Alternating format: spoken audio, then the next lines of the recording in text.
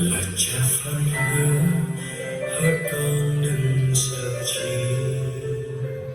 vì ta bên con khi đứng hay khi ngồi, và con đây sẽ không bao giờ đơn chiêu, bởi ta bên cạnh con đây hỡi con còn lo lắng chi.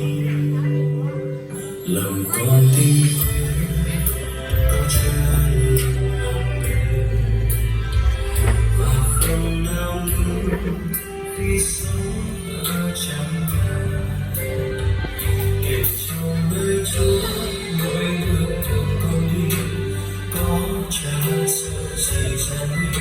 Chúa ơi là đường cùng cha, vì con sẽ xuống đời khoái an, con sẽ xuống lòng vui chứa chan, người là xin lỗi cho con.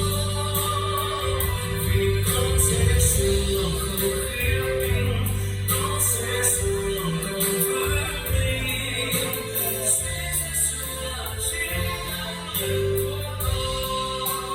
Lời cha phán hứa hỡi con đừng sợ chi,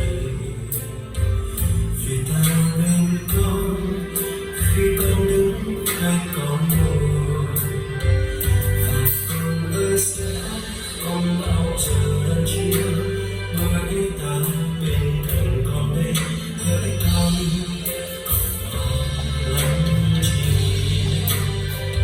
Lòng con tin có cha luôn